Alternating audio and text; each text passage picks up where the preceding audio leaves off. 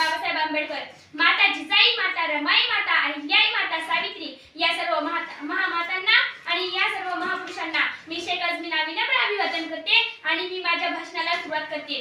ज्या वेळेस या भूमीमध्ये धर्माचा मुखवटा एक होऊ लागला होता, पाप पुण्याचा व्यापार सुरू झाला होता, चातुर्वर्ण्य व्यवस्थेखाली समाज दबलेला होता, चातुर्वर्ण्यामध्ये 4000 जाती निर्माण झाल्या होत्या, माणसांपेक्षा दगड झुंड्यांना जास्त किंमत आली होती, नदीतल्या गोट्यातल्या शेणाला बहुजनांच्या पंथीला भरताच भाव आलेला होता, सामान्य माणसाच्या अस्पृश्य अंगाला कोड आलेले होते, त्यांना खायला भाकर मिळत नव्हती, प्यायला पाणी मिळत नव्हते, चालायला रस्ता सुद्धा मिळत नव्हता. अशा परिस्थितीत त्या व्यक्तींना व्यथा, वेदना आणि अश्रू यांचा सोल दिला त्यांना कळायला लागली आणि यांचा श्वास मोकळा करण्यासाठी एका महामानवाने जन्म घेतला आणि त्या महामानवाने विकारांच्या दऱ्या बुजवत विचारांचे वटवृक्ष निर्माण करण्याचं काम केलं. हा कोरोनाचा काळ येऊन गेला. या कोरोनाच्या काळामध्ये अस्पृश्यता काय असते, अनटचेबिलिटी, एकमेकाला हात लावताना लोक घाबरायचे, ही परिस्थिती आम्ही पिढ्यानपिढ्या सहन करीत आलो आहोत. पहिली कोरोनाची लस आली तरी कोरोना आला, दुसरी कोरोनाची लस आली तरी कोरोना आला, मग बूस्टर डोस आला तरी कोरोना काही गेला नाही. पण अस्पृश्यता नष्ट करण्यासाठी एकाच लसीने जन्म घेतला आणि त्याच लसीचं नाव म्हणजे बुद्धी सम्राट डॉक्टर बाबासाहेब आंबेडकर. बाबासाहेबांचा जन्म 14 एप्रिल 1891 साली मध्य प्रदेशातील महू या गावी झाला.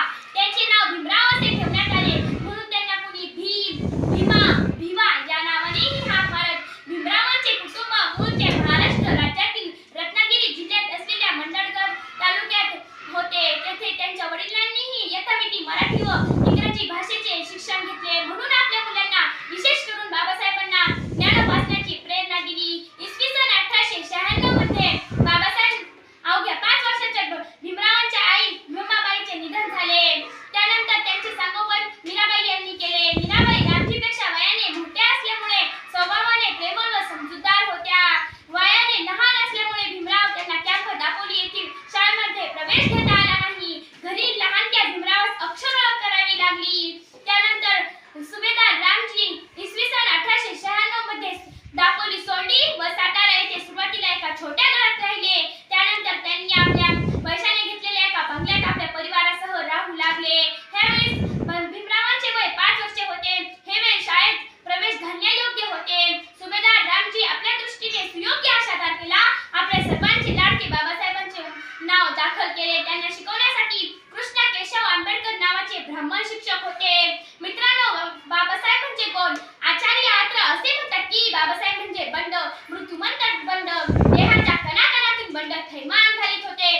बाबासाहेब म्हणजे जुन्या युद्धात उच्चारलेली अवजारांची मूठ होय.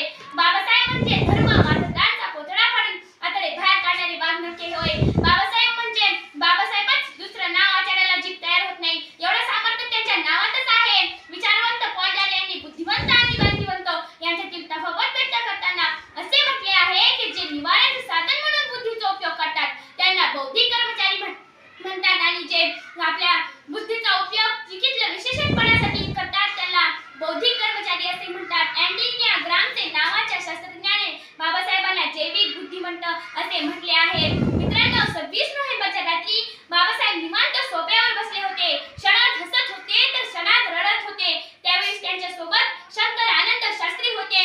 त्यांनी विचारायचं धाडस केलं आणि बाबासाहेब म्हणाले, शास्त्री, आज मी खूप आनंदी आहे कारण आज मी माझं ध्येय गाठले, उद्देश पूर्ण केले आणि हे सर्व करत असताना मी काय गमिलं याची चाचक करत होतो आणि हे करत असताना माझा एक काळ मला असा आठवला की तो आठवून माझ्या डोळ्यात अश्रू आले. माझा एक काळ असा होता शास्त्री की माझ्या खिशात 1 रुपया नव्हता आणि नेमका तेव्हाच माझा राज्यरत्न आजारी पडला.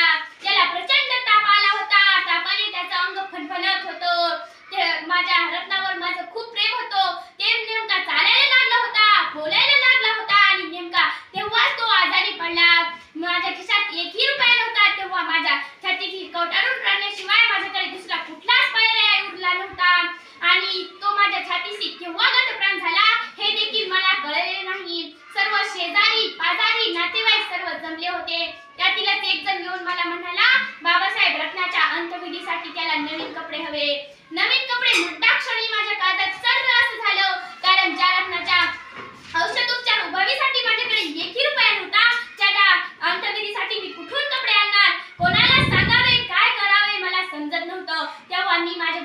डोकं घालून ढसा